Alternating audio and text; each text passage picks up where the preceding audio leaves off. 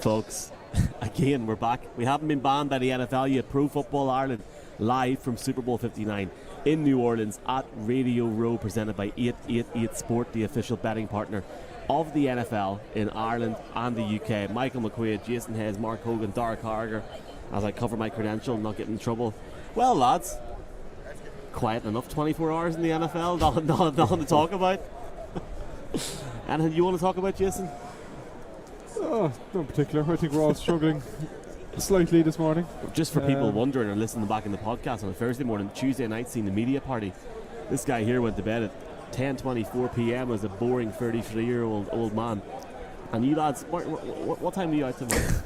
I actually cannot figure out when I came home, but there was a moment about it. It was like, do you get up and you remember Pat McAfee in Dublin back in August when it cuts to an ad break and he turns to you, Mike, and he says, I'm in a bad way.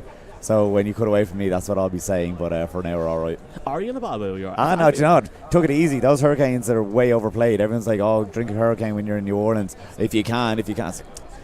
What do you think, Dara? Hurricanes? How many booms did they get? I will wait and see if they show up at some point. But I'm sceptical that the media party was really, I'm sceptical of the serving amounts of it. So I mean, you can help yourself. Is the content Fred Warner walking past, trying to give on his Irish show? Hello, Fred. No, he's away. That was never going to happen. Big dude. You got to shoot your shot.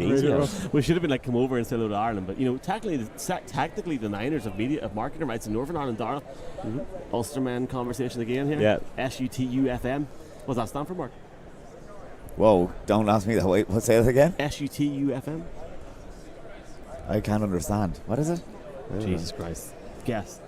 Just tell us, please. Stand up for the Ulsterman. Oh well. It's a very popular song in the rugby, and as Dara looks disgusted, we're going to move on. We are live from Super Bowl Radio Row. Massive thanks to everybody watching live. If you are live, get the comments in. We're going to come to the comments at the end of this broadcast. And also, we are going to talk about a number of different things today in regards to the Philadelphia Eagles. We've got interviews with Craig Doyle from Virgin Media /ITV.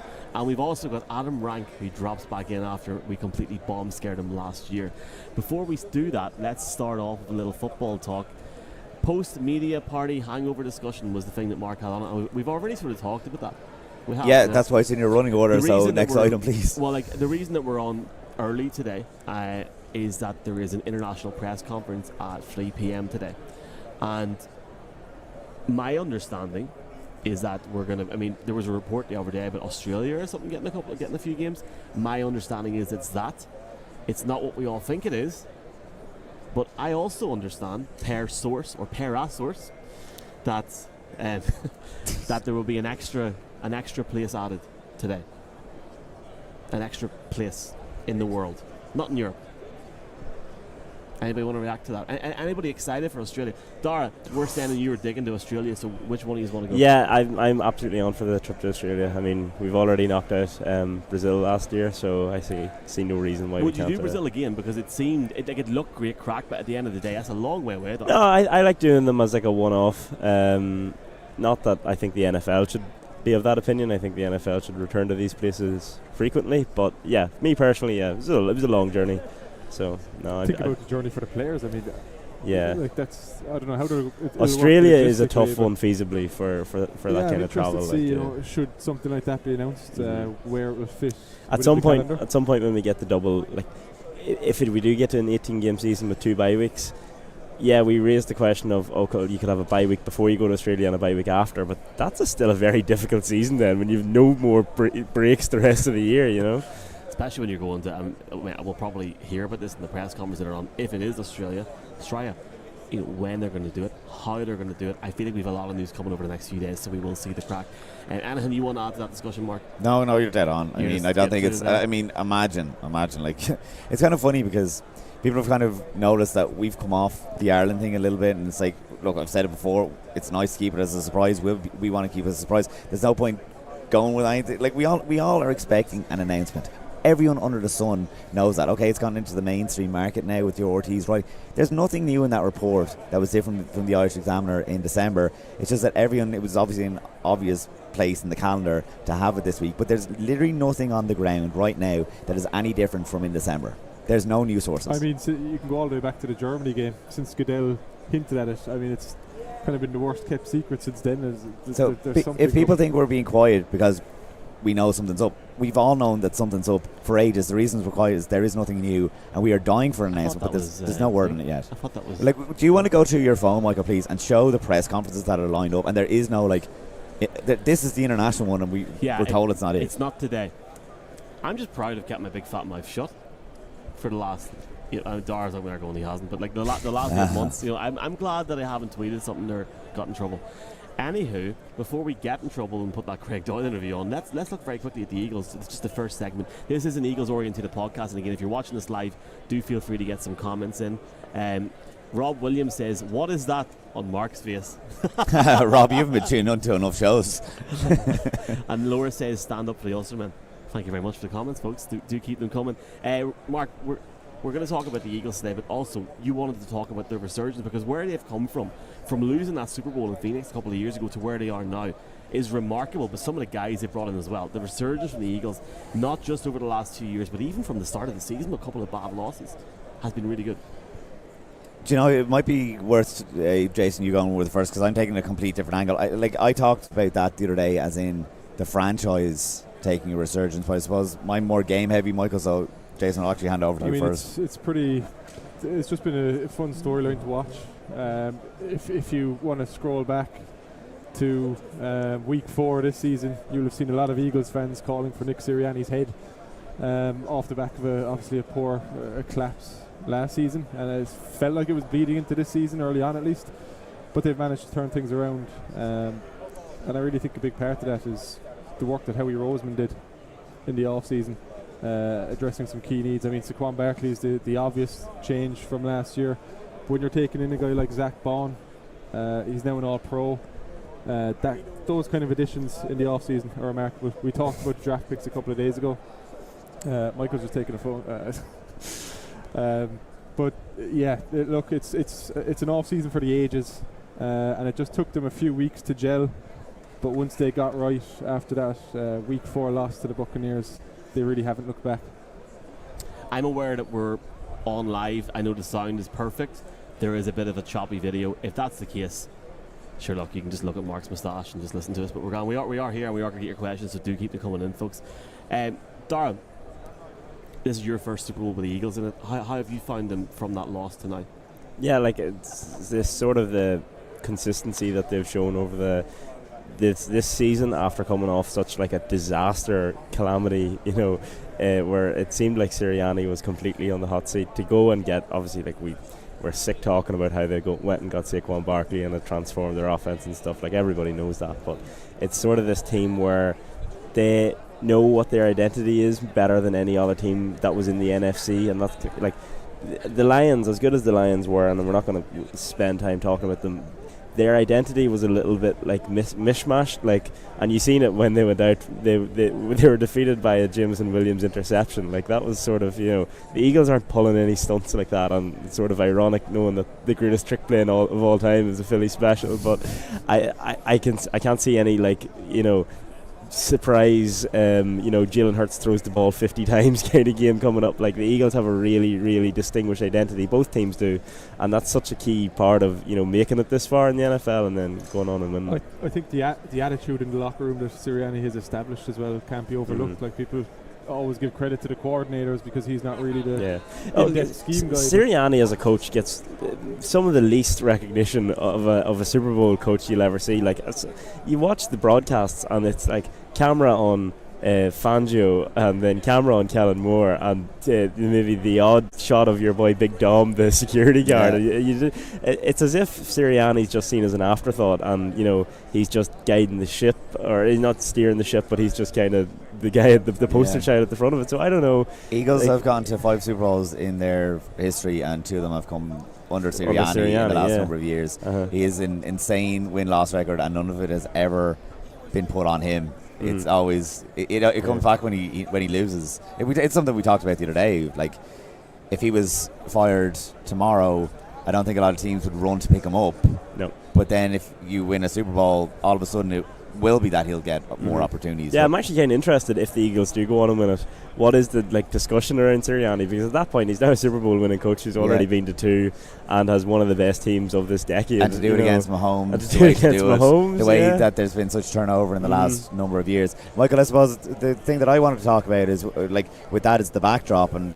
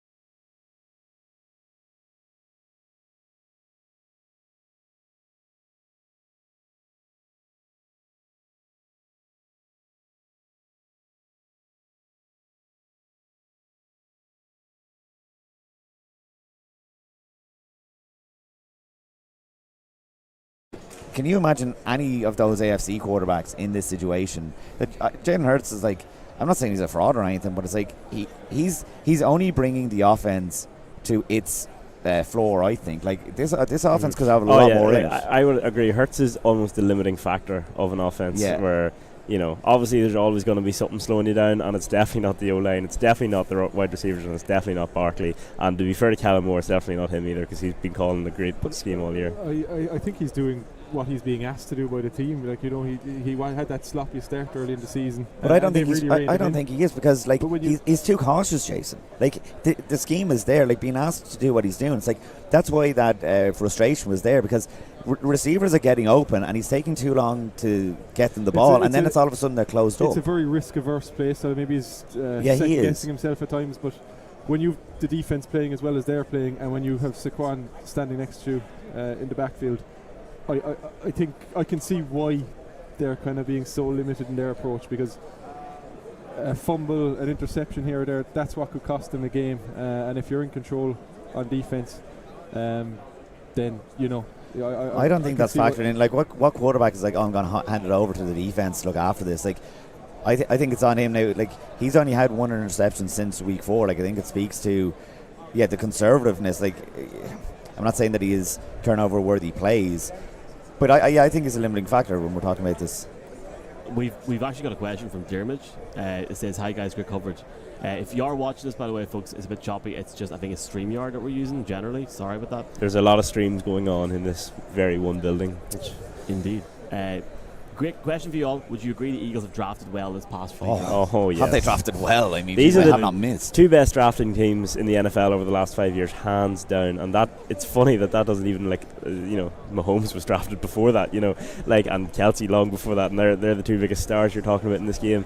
Yeah, but it helps when you have great coaches, because I mean, Devontae Smith, and I suppose early on they're like, oh, is this guy going to be? But sure, it was so easy what they did. We talked about it on Monday's show. They went to the Georgia Bulldogs, who were after coming off dominance in college, and they drafted in 2 years 5 of their players. 4 of them have gone on to become elite starters. Listen, it's not as easy as you think it is. The Packers took Devontae Wyatt, Quay Walker out of there, and they just never hit on those 2 picks. So it's more than just what they've done with those Georgia players. And yeah, I agree. They're a very athletic based team. We'll be at the Combine, and listen, the Combine is where the Eagles, they start cooking the RAS scores, RAS. That's where the Eagles are looking. It's a 0 to 10 rate, and that's where you're going to get the Eagles players are picking up guys 9.97, 9.98 kind of athletes. It's the thing that you said at the start, it's obvious talking about Saquon and stuff. Well, just finally, before we bring Craig Doyle on, the fact that they gave Saquon that opportunity and that chance to come in on the money that he's come on and the way he's played, there is an argument that he should be winning MVP tomorrow night. He's not going to win it, but that's a whole different side of it.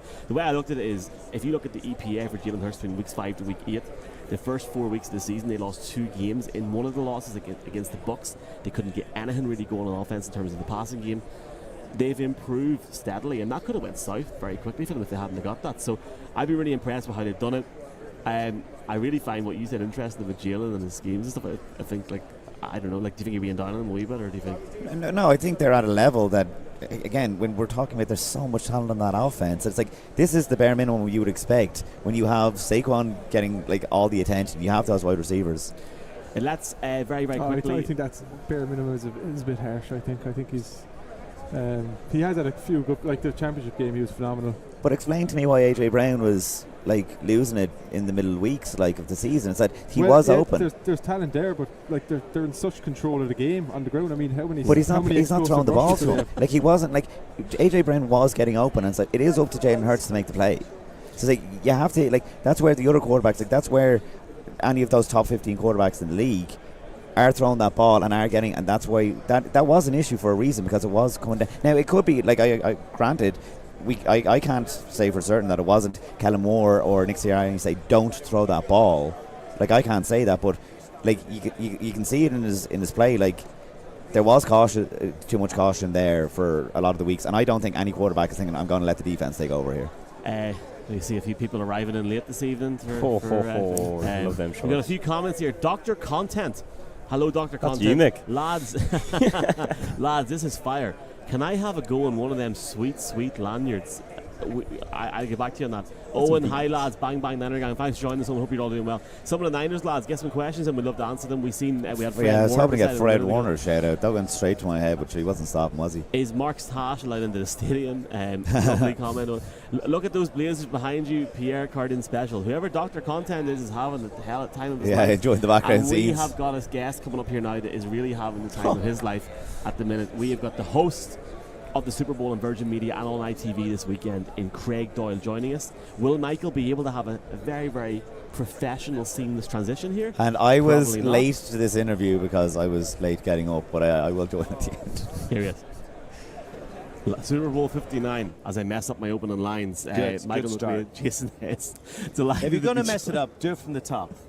Then no one's disappointed. Start as you mean to go on. They just go, yeah, that's what he is. That's what he does. This is what he does. Delighted to be joined by the main man, the guy presenting the Super Bowl on Virgin Media, ITV. Technically, Sunday night. 100% the main man. No, if Neil Reynolds here, we're in trouble. So we're trying to Reynolds. Don't give me that, Reynolds. Craig Doyle, as the whole place starts clapping. Craig, man, thanks for joining us again. I know it's been a busy 24 hours. But what's the crack? How you getting up? I'm very tired. Very tired, self-inflicted tiredness. It's a good city though. I blew my jet lag yesterday by falling asleep accidentally at 6:30 and waking up at 9:30 and then going out like a student. So I'm suffering today. But look, it's great. You walk into this place and there's nowhere like it in the world. It's phenomenal, and everybody's talking about one thing, one game, from all around the world. But and there's just big names everywhere, and it's a cool thing. It really is a cool thing. Yeah, it's great. Craig made history last year as the first Irish presenter to present the Super Bowl on both British and Irish television ever. Craig, nobody can ever take that away from you. It's me, it's Daniel O'Connell, De Valera, Michael Collins. We're all, there will be statues on O'Connell Street. The NFL UK and Ireland office? It was, no. That's the problem. They're always replaceable, these statues. Look, it's been great fun. I really enjoyed it. It was a surprise to me that I'd ever end up doing it. Just to come to a Super Bowl as a fan would have been awesome. I'm the same with you guys, I guess. It's such a privilege, such a treat. To host it is great fun, more laid back than probably any of the shows I do. Yeah. Because we just do a couple of games a year. Good old Neil is over in Sky, and his gang there are like, that's technical. It's people who need their fill every single week. We just kind of pop in and show off every now and again, and it's nice. So there's no pressure on us. We don't have a good time, and it's a real privilege as a broadcaster. Like, to do a Super Bowl is right up there, So yeah, I'm excited. And you never know when it's your last one. I think for all of us, yeah. feeling I just can't get away with it much longer. I have a feeling this might be my last one. I just kind of feel this will be my last one because it'll probably end up moving on to other broadcasters, and they like to bring in their own people. So I'm going to really enjoy this one. How would you describe? I know last year you came in and were openly like, I don't know much about the NFL. Yeah. Has your own knowledge grown over this last few years? I know less than You know last year. You'll never know enough. And when you think you know stuff, you hang out with players or former players, and they've forgotten more than I'll ever learn about football. So it's hard, but I think, like say with rugby, I know it so well. I could coach it, and we can talk about the Ireland game instead if you like. God. Well, it ruins it watching it for me, because you can see when you know a sport really well, you see phases ahead, and you go, that's not going to work out. This isn't happening. You become so technically involved and embrace it technically that you get less enjoyment out of it. And I find with American football, I'm able to just sit back and just watch it and enjoy it like everybody else. And that's the way I kind of want to keep it at its purest form. Although, it's so tactically such a brilliant sport. As I say to people who don't watch it, it's a bit like rugby with the pause button. You can just stop, see how they're set up, and see if it's going to work, And I love that side of it. But it's more than a sport, this, isn't it? I mean, it's not. This is ridiculous. And it's crazy. Because it's so loud. Can you just put your mic just close to your mouth? Sorry, all right, there we go. I've never been accused of being too quiet. Just for your dulcet tones, Joe. There you go. It's so I guess in terms of knowledge, etc. Yeah, the more you watch of anything, the more you learn about it, and the more I talk about it, and I learn. But I think it's always important to remember you're reflecting an event when you're doing a Super Bowl rather than just a match. We obviously had a fair bit of crack with you now last year. Yes. You might have been our best guest last year. Yes. 100%. A lot of people have said that to me. Home and Dublin Airport here. A lot of people. people. Ireland, it was weird. The number I get stopped on Bourbon Street constantly. Have you noticed how many people in New Orleans talk to themselves on their own? I mean, it's just streets of people shouting at themselves, and I'm like, I'm going to try it later. They're walking the street, they're just like looking down. It's like, I don't know what's going on. That's fentanyl. That's what does that. But I like the shouters at themselves. I'm going to do it later. I think it could be really liberating. I'm never going to be able to watch this just like again ever again. Churn up. I think the key to shouting at yourself on your own, you got to churn up some really old stuff. Like from way back. Why did I didn't even want to do my maths homework that day. I should have just clocked them. I love listening. Jeez, have you not listened? There's a lot I need of to people. try. It sounds therapeutic. No, seriously, honestly, when you're walking back tonight, number of people talking. I mean, God love them. They probably have something going on, but it's fun to listen in. A media party last night. I didn't go. We can't find Mark Hogan anywhere, so we don't know where he is. Is he still there? He might be. It wasn't too bad. It was like, all like the old Mardi Gras floats. Wasn't too bad. It was. What you eat? Amazing. What you eat? What you have to eat there? Last night I had gumbo, soda bit bread. of alligator. That's one thing I wanted I love to try. alligator. Yeah, it's good. No, I do. You said you went to a few bars last night yourself. Yeah. I didn't eat. I decided to go on my own eating tour yesterday when I was shouting at myself, and I went and got beignets in Café du Monde. It's quite famous. I don't get them. What the hell? Are you wearing the a black amount of shirt? sugar is like a scene from The Godfather. It's just like it's ridiculous, and they're good. Did you wear black though? Because the minute you shit, honestly, I looked like I'd left a media party by the end of it. I was covered. It was bad. A lot of sugar, and then I went to a place you have to go to called I think it's called the Grocery Store, and it's the home of the muffaletta. The muffaletta. Have you ever had a I've heard that muffaletta in your one, mouth? Seriously, unforgettable. Unforgettable. Let me describe it. 4 different types of Italian meat. In the middle,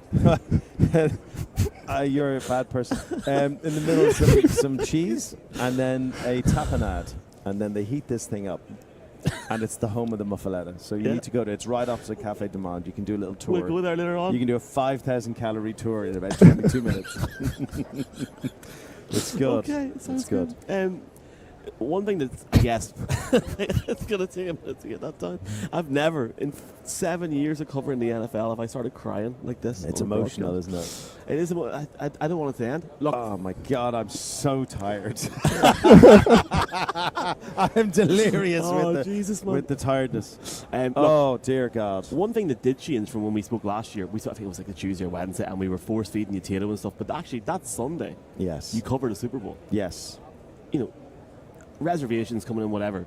How you felt that morning when you walked in to Allegiant Stadium and actually done that broadcast? How did it feel? Because where you guys were, like, for people wondering, like, there's these big, like, international gantry boxes. Yes. And you had your own little room. Yeah, we were right above where actually the winning touchdown was scored, and it was just phenomenal. I mean, the game went on for 4 days.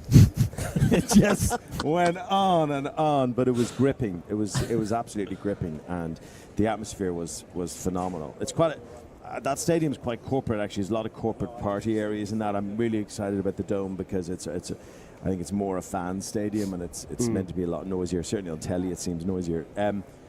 I was very nervous last year about letting people down because it's the Super Bowl, and I got quite emotional when I walked into the studio for the first time because it's hard. Being a presenter is hard, right?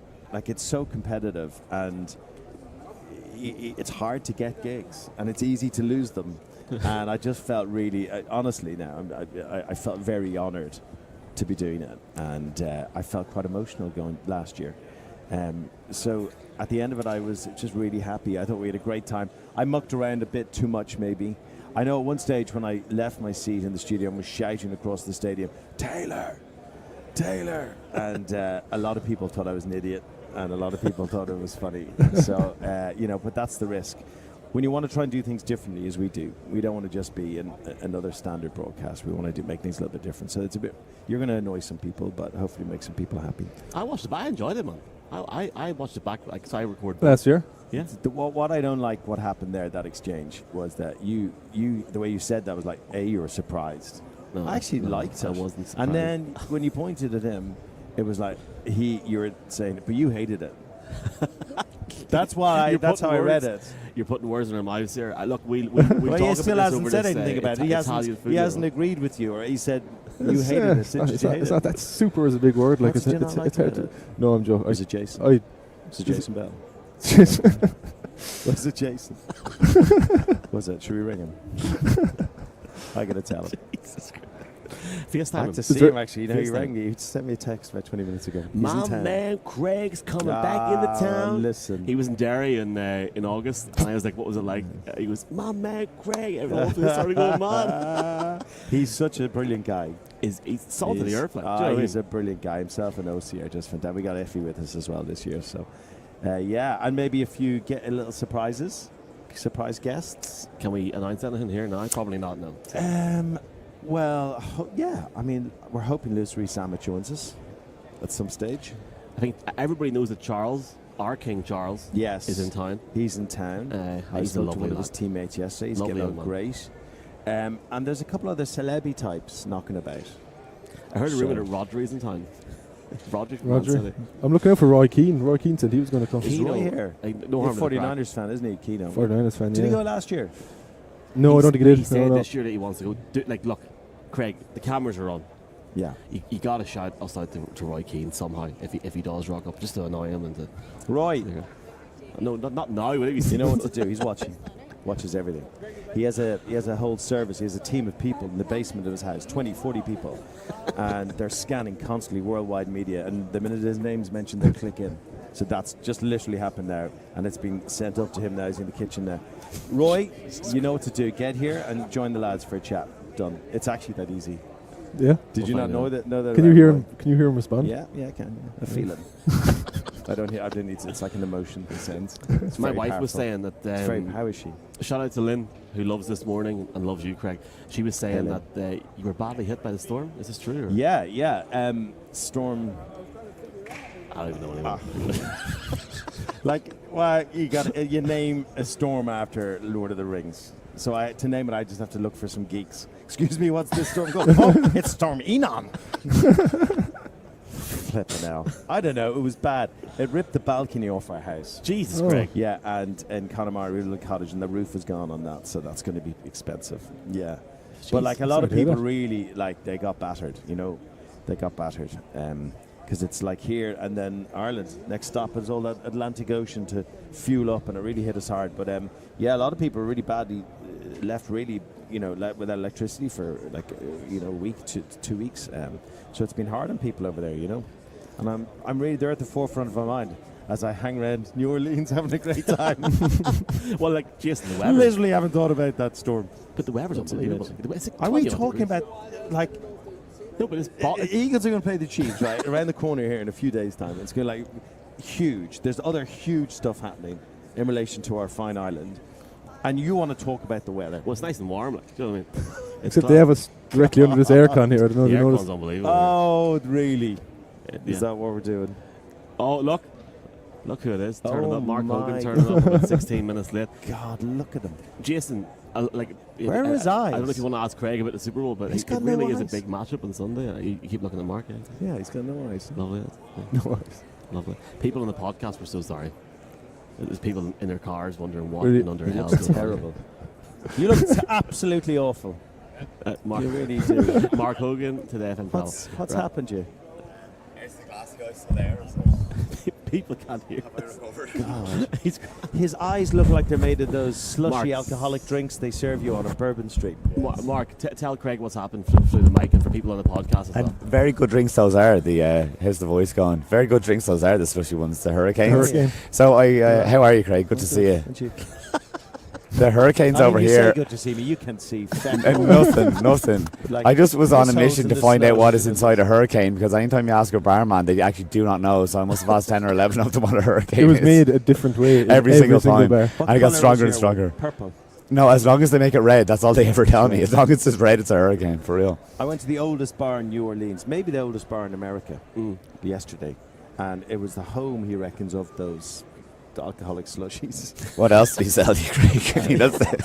Slush There was all puppies. sorts going on. Slush puppies, yeah, that's what they are. Is that what you're talking about? Is that Here, what I you're thinking? needed to see. Last year we had Craig on. He had his little red drink. I think you started this whole craze. Oh, the pink The drink. pink drink. Remember the pink drink? I still want to know what's in it, Craig. Pepto-Bismol. It was a Pepto-Bismol. I need it yesterday. I was dying. Oh my Which team God. is going to play Pepto-Bismol on Sunday is the question. Craig? I think it's going to be full on Pepto-Bismol for everyone. I tell you what, on Sunday, I'm excited about it, and I just feel to beat the Chiefs, you got to play. It's not like, I know that sounds ridiculous, but victory isn't going to arrive on your plate. I really have to play against them, and this season they've just proven so hard to beat, haven't they? There's a lot of last-minute victories, that kind of thing, and I think it's going to be a tough task for them. Why are we bored? Eagles. what- I would probably like them to win because it's nice just to have a change, right? Anyone agreed on that? I completely agree. But yeah. why are we bored of the Chiefs, but then Ireland are going for 3 in a row in the Six Nations, and we're Yeah. all juiced up for it, you know? I know. No, I'm not bored. I'm not bored of the Chiefs, but it's like, it's just, maybe I'm a bit. Yeah, we can't find a narrative, Craig. I like the Jalen Hurts story. I like the Barkley story. I just like, there's lots of really good stories, right? And you know, it's a kind of nice bit of fairy tale sport with the Eagles, I think, and a bit of pain as well from a couple of years ago. It's all those little elements that kind of make you, as a neutral on the day, I guess, follow them. No? Yeah. No, I agree, Are you 100%. sleeping with your eyes open? I think so. Look, it would be a miss of us. Don't direct me today, lads. It would be a miss of us not to ask this before we do wrap this up. Let's talk around. There's a lot of talk. Croker, Dublin, Yes. down the line, 25 or whatever. As an Irishman who's found this new love of the NFL, how cool would it be to see a game of Croker this year? Yeah, first of all, to clarify, the love isn't new. Okay. No, what's new is being paid to like it. Let's go. I've always liked it. And as an Irish J1er who's over in the summers, you know, you kind of. So that's where I kind of started going to games. But no, being paid to do it is good. What's your question? I've forgotten. Would you be- Yes, Croke Park. Croke Park. Yeah, Croke Park. The class of I'm hugely excited. I'm making the announcement right now. I'm hugely excited about the Steelers playing the Packers in Croke Park next season. Calling it. Anyone. Breaking news. There's obviously rumours online. I don't know. I'm not getting in trouble. It's true. Careers have been lost last True. few days. Why Alright. can't we You just have this say- morning to go back to here. Some of us are. They don't care. They don't care about sport. They don't care about. They don't care. They like tray bakes on this morning. They like good moisturisers, comfortable underwear. They're not chatting NFL there. I'm You after hear- waking up to a per Mark Hogan, and I had to actually email someone this morning saying I did not per Mark Hogan a game of Croc practice this morning. It's gone wild in the last few days, but it's really exciting. It actually is, Craig. Yeah, it's great. We didn't think that this was going to happen 26, 27 potentially, but it does feel like the NFL has exploded internationally. Like we talk about this, but it exploded to the point where they're like, we got to put this on 2025. We can't wait till It's all Craig 2027. Doyle. Since Yeah. Craig took It's the reins ever over, it's since just ever been- since the ITV Virgin. I think it's look. It hasn't happened by accident. I think NFL are very, very active in pursuing the rest of the world, and they aggressively are chasing viewers across the world. And we know that from Germany and London and Brazil and all these different places they're putting games on.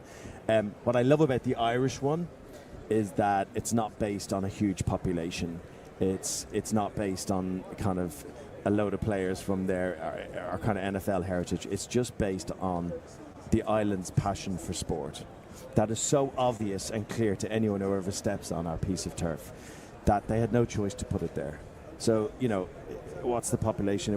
The whole island is at 7 mil now, and we're putting on an NFL game there. It's absolutely outrageous, but it's built on our love of sport and how they'll be welcomed, how to be celebrated. And I think that's really cool. I think it's really cool for Ireland because we have to prove ourselves more than others, don't we? We can't give them a population of 70 million who are going to buy jerseys when you put an NFL game on. We don't have that. We don't have those we just don't have those numbers, but we have something that the rest of the world doesn't have, which is like a bit of sporting ticker, Bit of crack as well. And an accent. The accent goes a long way, I've learned. 17 it different does. accents here as well. Craig, if this is the end of ITV and stuff, not ITV not ITV in general, like in terms of the NFL I'll stuff. still be on this morning, and Loose Man I was on yesterday. Loose man. Yeah, that's good crack. Yeah, we talk about our feelings. Great. It's just you You've talking missed to half yourself. this In the conversation. yeah. But here, seriously, Craig, look, Um, you could have come in last year and went, these absolute idiots here, and turned over. Thank you for not only popping on the odd time, but supporting us. And if we ever text you, you've always been there for us. So hopefully this journey continues. But regardless, thank you so much. I'd love it too. I'd love to do the Super Bowl for the rest of my life, but the problem with sport broadcasting is when it bounces around channels, you don't know where it's going to go next. You don't know what's going to happen next. So you got to treat every gig like it's the last time you do it, and rip the arse out of it and have a great time. And that's exactly what I'll be doing. Virgin Media Sunday night, also an ITV Yes. here in Northern Ireland as well. Do check it out. Craig and the lads. Last question to anyone listening. I may need a doctor. I feel I've infected my foot. Oof. I just feel it, and I just need some help. Okay, well we put the feelers out for Roy everybody. Keane, if you're out there. Hang on. Somebody say give his Henry name a again. call and see if he can sort give of- it 3 beats after you say his name, and it's picked up. On Hey, that wouldn't it be funny if Roy Keane did actually go, "Oh, you boys, I heard you." Anyway, Virgin Media Sunday night ITV. Craig Doyle, the first ever Irishman to host Yes. the Super Bowl on British and Irish TV simultaneously. the last. Craig, Kirby Mogget. Not the last, Kirby Mogget, my friend. And, Not at all. It's been great fun. Thank you so much. I'm so tired. Who's tired? Am I more tired than you? Is the question. Look at him. Back live in Radio Row on our choppy StreamYard stream. It's still choppy, lads. It's choppy like a chopped salad, or choppy how Conor Mangan feels this morning. Cafe Du Monde, hashtag. We are live from Super Bowl 59 Radio Row. We've got your questions coming up at the end of this programme. Frank Simpson, thank you very much, Conor, for that comment. Saying, apparently he said very handsome. I'll take that. I have to repeat myself there. Somebody sent me a picture of Pat McAfee, and I'm looking such a wee fanboy with the phone. Like, oh, This morning? yeah, it's unreal. Yeah. Frank Simpson, Craig exposing the elephant in the room. You lads should be spearheading any imminent press conference. I don't know what the hell he's talking about. We're going to move on. Adam Rank. Wow, what a man. Like, if anybody doesn't understand this, Adam Rank on the pints is actually great crack. But you know what? Good man, good crack. And we had about 11 minutes with him this morning, and he's just a great listen, folks, and absolutely delighted to bring Adam Rank back on the Pro Football Ireland. We hope you enjoy the interview. wouldn't be Radio Row without the king of fantasy Radio Where Row. is he? Was it Matthew Berry? I just saw him yesterday. He looks very fresh. Does he? But you look even fresher. Oh, very nice. Adam Rank, ladies and gentlemen. Now, Jason, Adam Rank last night went out with the franchise tag and didn't play with the Irish boys. You disappeared. I don't know. I was in the scrum. The franchise tag, it was like opening night on Monday. And I was Travis Kelce and a riser. And they were all just kind of like, we were just sitting there. They're huddled. good lads. They're good lads. It's great lads. Good lads. And we had a good time. We went out. We missed you, though. We got to get This guy was your number. This guy was home at 9:30. Do you know what it is? I have an eSIM, and this is not just for you, it's for everyone watching this because people are ringing me and texting me. Yeah. I have an eSIM, which is great, but I can't ring anyone or text nobody. That's what it is. So it's my bad. It's good to see you again, man. It was great crack last year. It was very good crack last year. Jason has. Yeah. Have you had many pints of harp since? No, I haven't. I won't. I will only do it with you now. Okay. It's like our thing. So I don't want to cheapen the Experience, weekend by going out and just doing it on a random Tuesday in April. Like, that doesn't make sense. I would say so. Jason, what questions do you have for this man? Because Jason's very fresh this morning. Have you found the city so far? Did you not go to the media event? I was there, yeah. You were there, yeah? I was there, yeah. Feeling a bit shaky now this morning, to be honest. But, you know what? You got to pace yourself in those ones. And normally I wouldn't be like, I need this Michelob Ultra. But at the same time, it's like you're gonna have 4 of those and you're gonna be fine. You know what I'm saying? Like you're gonna make it through the evening. So I went out with these lads, and we ended up at this. We couldn't find a place that was open in New Orleans, and we're just like, this is insanity. But we did find this place called Port District, which was pretty cool. And it's just like a neighborhood bar. I'm like, it's the kind of things that I take to like water, not like these manufactured places like O'Shea's last year in Las Vegas. I can't believe you remember the name. Of course. And we, but it's good, and it's good now because like once we hit Wednesday, we're starting to get into the game, and I was sitting there spending some time yesterday. So my agent texted me. He's like, "Hey, I'm at the Four Seasons. What are you up to?" I'm like, "I'll be right there." And I'm like, "Oh crap, I'm in trouble. Like, what did I do?" So I'm out there and I'm going through whatever. And no, he just wanted to have a chat, just have a good time. And Gerald McCoy was there, and Harry Douglas, who are obviously clients as well. They're higher up on the depth chart than me, but still, we were talking about the game. And so for the majority of this week, and this is the problem I got into last year, this is like letting the emotion of the week get to me. Yeah. When you look at the Philadelphia Eagles, you say top to bottom, better team, better roster, just studs everywhere. Howie Roseman, a guy who was much maligned years ago, has done just a great job of building this roster. This is their 3rd Super Bowl in 8 years. And if you listen to any of the Philadelphia fans out here, you would think they were Bears fans, acting like we've never been good, we don't have a quarterback, we have no direct. Like, what are you talking about? 3 Super Bowls in 8 years? Could have won the one a couple of years ago, and obviously there was some controversy there. But at the same time, so I go into this week, and I'm pretty confident, feeling like it's going to be an Eagles victory. Like, it just feels that way.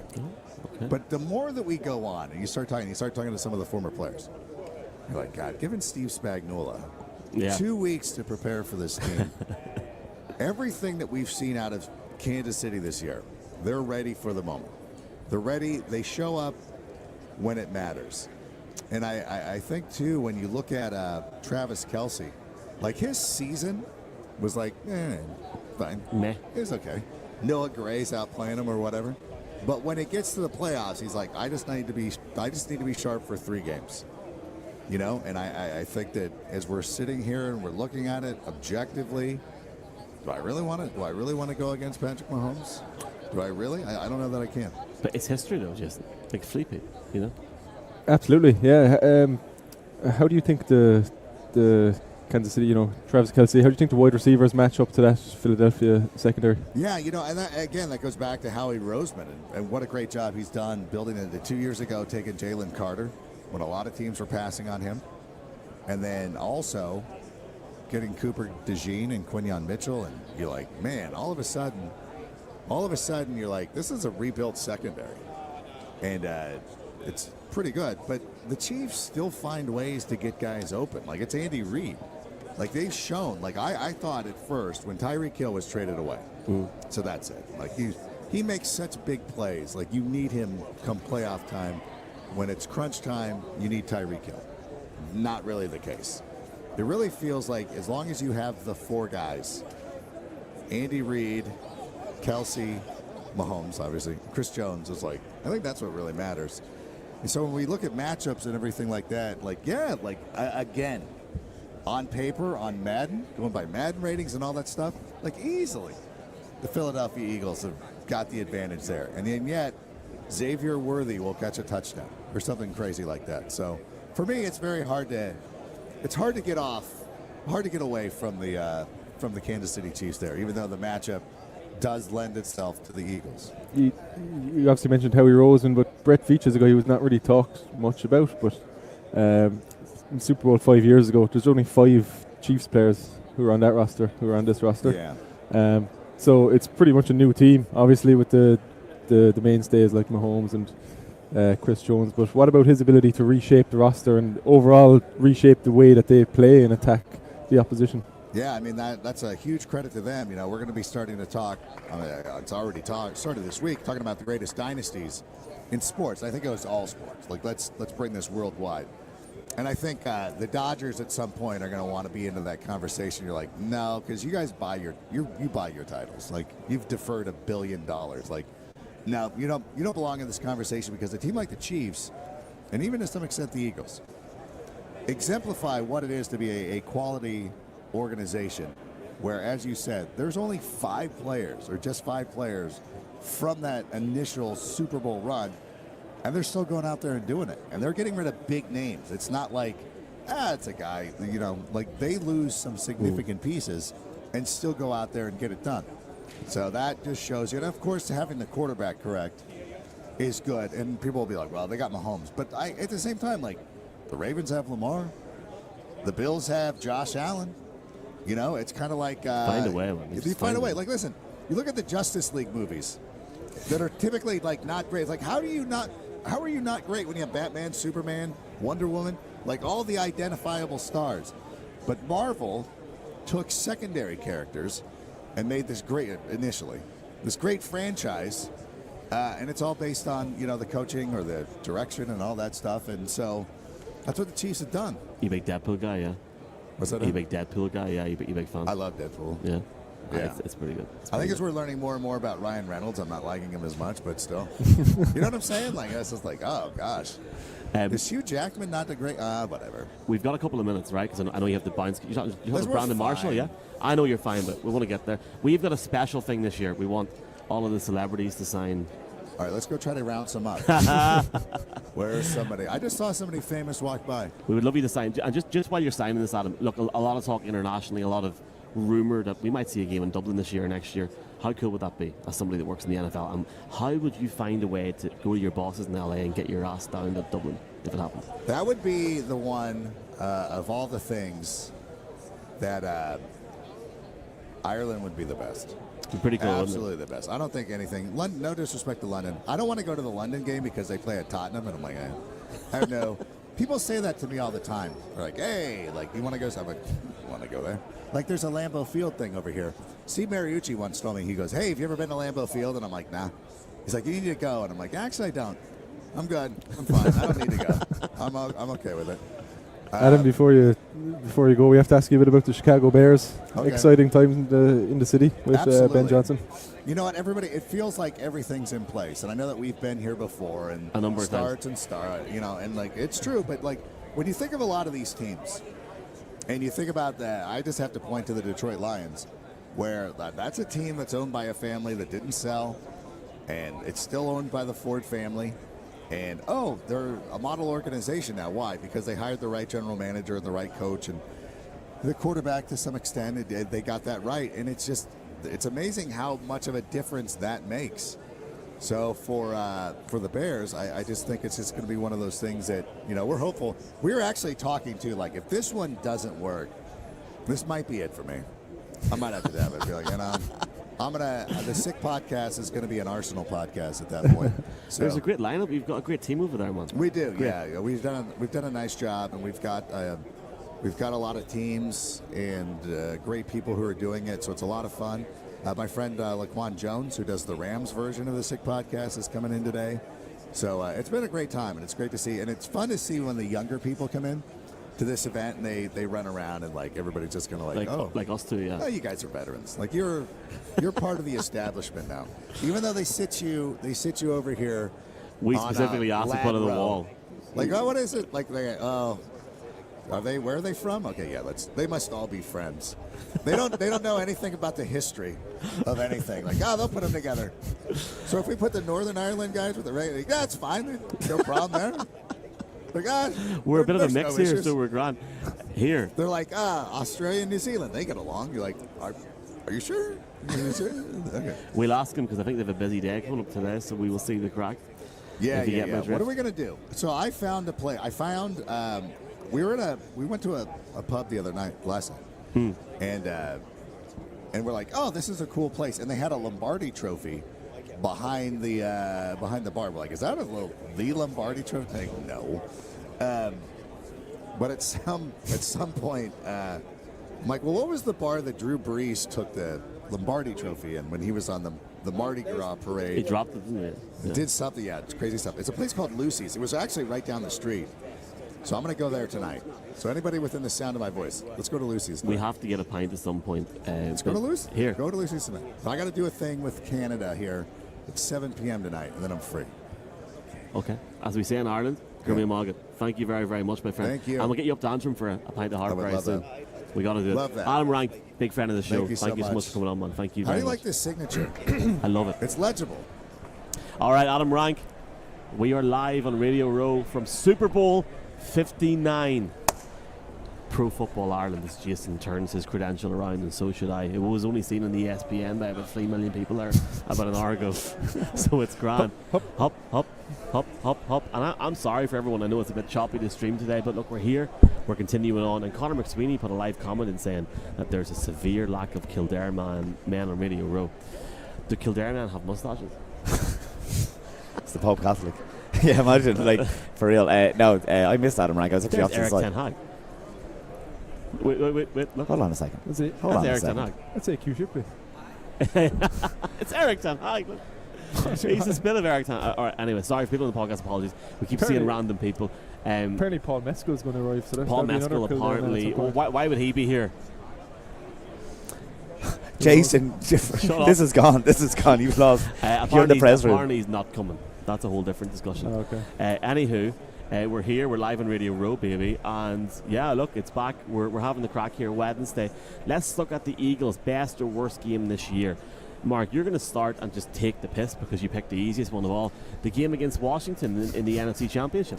Well, Mike, you'll see the case. No, do you know what? And I thought we might have rolled this in from me being so negative on Jalen Hurts, and I thought we'd roll in to that game. Look, that game, when you put up 55 points, of course you're going to say it's the best performance. But I suppose the tellingness to me was kind of... And I hate to be so down on Jalen Hurts, but it's like when you put up 55 points and one of them is a pass TD, 6 of them were rushing. I think that game really did show the reliance that they have on the running game. Don't get me wrong, there's no problem with that, but Jalen Hurts did acknowledge afterwards, like when you have Saquon Barkley go 2 touches, 2 touchdowns to start the game, Jalen Hurts himself acknowledged, okay, that makes the game plan way easier. It was obviously explosive. You did have AJ Brown, Dallas Goedert, Devontae Smith. They were all in action. It was the best version of the offense. It was very good, don't get me wrong, but I think we have to highlight that it's definitely run dependent. I mean, no team ran the ball more than they passed in the NFL this season, except for the Philadelphia Eagles. It's the only team that ran more than they passed it. But I suppose then it's it was also set up by 4 turnovers by the Philadelphia defense was able to force 4 turnovers as well. That definitely helps. That's complementary football at its best. But I suppose kind of things to watch out for, and I guess it's just highlighting about that explosiveness that I was talking about. It is 14th in DVOA, that Philadelphia Eagles offense. I was looking at that game against Dallas in Week 10, and the reason I looked at that game and not the one later in the year was because the one later in the year didn't really matter, i.e. the one I went to, but the one in Week 10 was interesting because with the other teams in the NFC East, more likely the Washington Commanders, that was a game that many people had circled for the Philadelphia Eagles, knowing that they had to win that game, but win it well.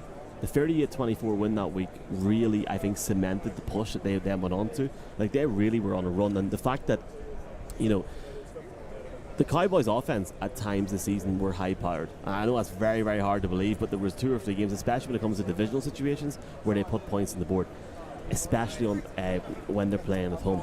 When Philadelphia went in and their defense really found a way to get at Dak Prescott, he had 2 turnovers in the game. But Jalen Hurts had an absolutely fantastic game. He went 23 of 50 passing, 305 yards, 138.4 passer rate. That really set the scene for me. But more so outside of the whole Saquon element, 150 yards for AJ Brown in the day. And if you actually look at the statistics in terms of their offense from week 10 to week 18 and then going into the postseason, yeah, they had a bit of a dip in week 15 to week 18 with Jalen's fitness levels and stuff. It really set them on the course, and it gave them that belief that they would go on and actually win that division. And we've seen what happened weeks further whenever they played the Washington Commanders. They completely schooled them, and they were good value for winning the NFC East as well. It's funny because, you know, we had a guy here that plays for the New Orleans Saints on Monday in Charlie Smith, and a lot of people forget that the Saints started, was it 4-0, 5-0 this season? It's those wee runs you go on, it's those little checks and plays that you can make that can really change a season, and Philadelphia's belief really changed. There's a press conference after the game where Saquon Barkley talked about how it turned their season around in a different way. So I think that's a bigger win for them than that. And obviously, like, the NFC Championship is a big win for them, but like in terms of an actual game and they get to the Super Bowl, I think mentally that's going to put them in good stead for Sunday. What's your game, Jason? Jazz? Yeah, a bit more negative on my end. Looking at the last kind of game where we talked about in the last segment, where the fire Nick Sirianni hot seat was in full force, was week 4 in the loss against Tampa Bay Buccaneers, 33-16, and there was really a whole host of issues for the Eagles. Now, they were a bit banged up on offense, but they could not move the ball, and it was really the most extreme example of the struggles that Mark was referencing in the first half of the podcast. One thing that happened in that game was sloppy turnovers. Jalen Hurts had 2 fumbles, and if you want to think about the Super Bowl 2 years ago, a Jalen Hurts fumble was returned for a touchdown. So they're the kind of mistakes that we cannot see on Sunday if you're going to beat the Kansas City Chiefs. He was under duress a lot that game. I think Lane Johnson was injured for it, but he got sacked 6 times and pressured on pretty much every down, and he didn't cope well with it. But it's really on the other side of the ball where we saw something that we really haven't seen the rest of the season from the Eagles defense. Baker Mayfield cut them apart, 350 yards. Mike Evans had 100 yards. The Eagles just could not generate pressure, and the secondary was struggling. It's something we haven't seen. Maybe it was just a learning curve for the young rookies, but it does just will give Kansas City the belief that, you know, as elite as this defense is, they're gettable. Yeah, it's one that they've obviously watched back in the build-up, for those. I got a question there. Was that a robot with an iPad face? I think there's like a children's hospital. They're sending. It's great to see. Yeah, it's very cool. It's really cool. Like they have a microphone. They can. They actually can interact with us here. So it's unreal. They can see it's a webcam that they can interact with, and it goes around. There's a lot of them. It's and cool. a lot of the players that are here are actually like interacting and like saying. I think it's really, really cool. So thanks for asking that question. We've got some questions coming at the end in terms of 8 or 9 interesting questions which you boys haven't seen. Before we do that, we're going to make our really, really stupid MVP picks, or you're saying non-Saquon and non-quarterback picks in this sense. Can I just go off first? Next year we won't call it MVP. It'll be like next year someone that will have the X factor. Yeah, the X factor. Let's call it X factor, because I know you're not able to wrap your head around it, Michael. It seems. As who was that? Interesting. Lads. I looked at the position and I thought to myself, what is the most ridiculous position that we could get for an MVP race here? I'm looking at defensive back, a guy that was drafted this year in the 2nd round. Right? His coverage skills in the last 4 games have been superb. The quarterbacks have an average of an 82.2 passer rating against Cooper DeJean. Are we going with DeJean? Oh, it's day 3 now. We still haven't come to a consensus. In the NFC Championship game, he had 6 tackles, 2 pass deflections in. Okay, a lot of the plays were a bit muff because it was coming to the end of the game and they gave up a wee bit. Why not? Why can't Cooper DeJean make an impact in this game? We have seen defensive players down the stretch make an impact. Next year is a 10-year anniversary of Super Bowl 50, and there was this defensive player called Von Miller who had a day.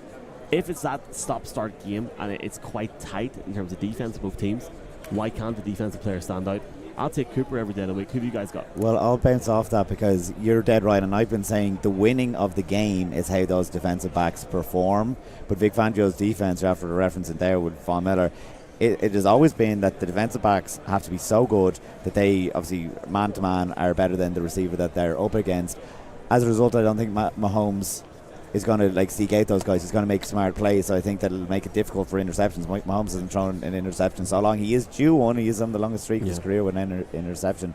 But as a result, it's that the defensive backs, if they're doing their job, it allows your pressure to get up the front, because is he going to risk throwing an interception, Mahomes, or is he going to take a sack?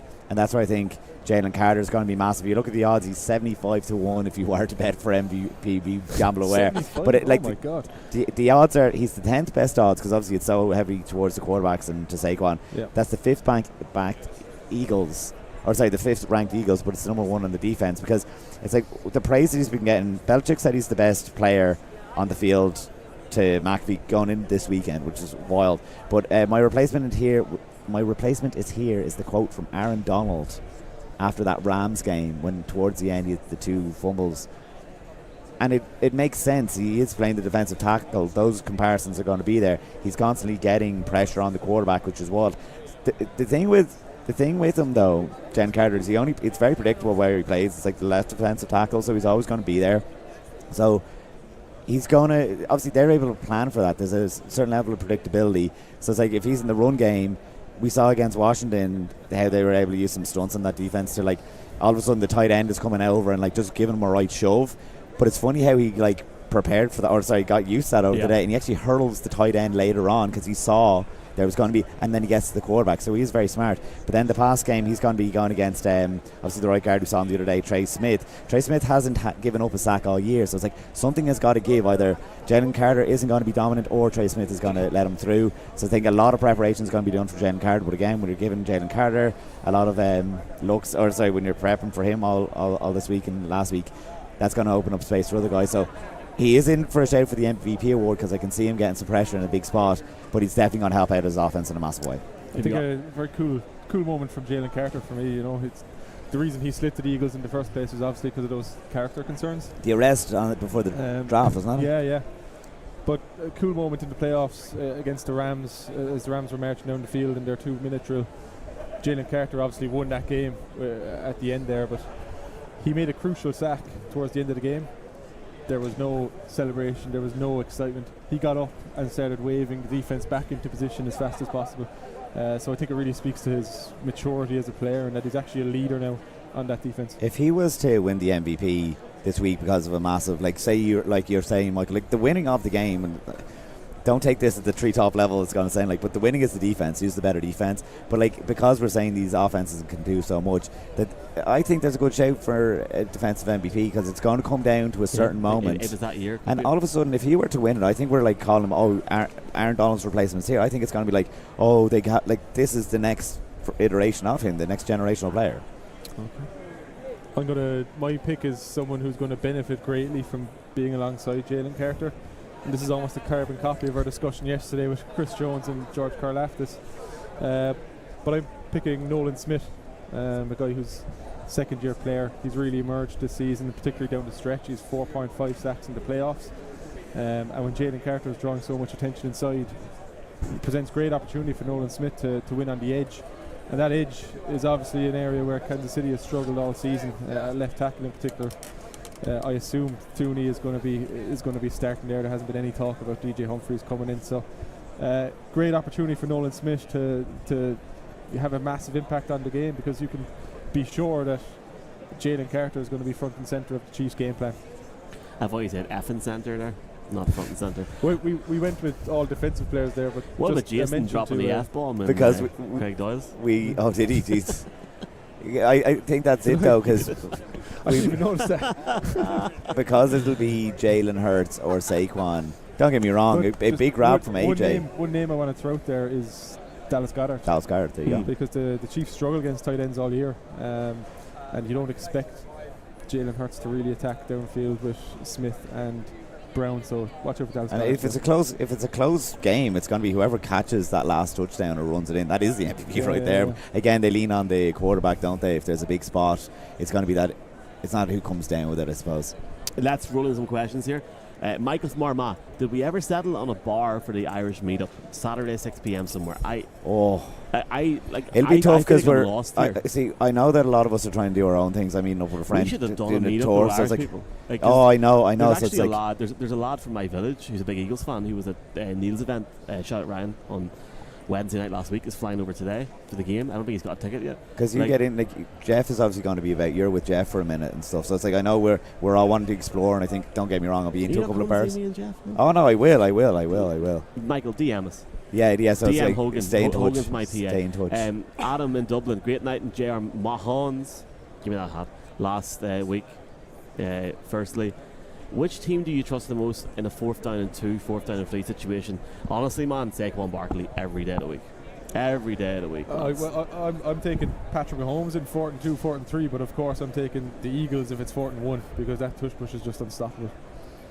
Okay. Gary McGurk, who is the Milesian Bowl winner. With the uncertainty around the centre position of the Eagles, is this an area that Spags will look to exploit given the injuries recently? Jurgen seems good to go but could be rusty. With the tush push, etc., it's a critical position for them, so any slight weakness here could be exploited. That's true, right? Was that a comment or a question? A question. What was the actual question? Like, what's the question? Yeah. Look, Gary, we'll text you the answer. We will. Sorry, Gary. I literally just didn't catch the question. Been a long day, I'm sorry. I've been up since 6:30 this morning. Well, I didn't get to bed till 6:30. So. You did mention the tush push there. The Chiefs obviously coped remarkably well with the QB sneak against Buffalo in the championship game, so they're going to come out with something to try and stop it. It hasn't been stopped yet, as long as it's been in the league. So we'll see. We'll see what they can do in those crucial situations. Ollie from London has McQuaid's neck somehow gotten even bigger. It's even bigger that I'm in New Orleans, lad. It's a good question to ask. I'm proud of my neck. I got measured for a wedding suit last week. The guy was very impressed with it. So, yeah. All right, Ollie. Cheers, man. Mickey, who would be a dream guest for you this week? McAfee. Yeah. That's the or Ben Roethlisberger or somebody from the Steelers, somebody I think for the podcast. Paul Mesco would be cool because it was hinted that we might be able to get him. I think that'd be kind of one. Josh Allen. Yeah, I mean, I need the boys. Do you know what? And it has to be said, Drew Brees would be great. Yeah, we actually. Peyton Manning would be a dream for me. Jay Lawrence. We could go all day. Yeah, do you know what? I will say, Media Row hasn't had the same level of celebrity, definitely as Las Vegas, but potentially even Arizona. Maybe it'll kick off throughout the rest of the day and certainly tomorrow. But I know I have a couple of radio bits coming up, and one thing they always ask is who have you seen, and it's your one page is the go-to name right now, so hopefully I'll be able to find a few more. Gur just has a comment, not a question, but we're due a Super Bowl blowout. I agree. Yes. Eagles are better than the Super Bowl 57. Chiefs had a lot of luck that day. If Hurts protects the ball, what's stopping us from a 33-17 Eagles win? A bit of Wednesday controversy. Hop. And on that note, we are done for Wednesday. You can listen back to this on the Pro Football Ireland network of podcasts. There is the Jeff Reinbold special coming on Saturday. There's also a Monday morning football special with Mangan and Jacob coming on Saturday. And sweet Jesus, if they have that guest that we believe they're going to have, I'm not going on that podcast. For now, from myself, from Hey, and from Mustache Hogan, it's good night. God bless. And we'll see you tomorrow, folks, as long as the NFL lets us back in.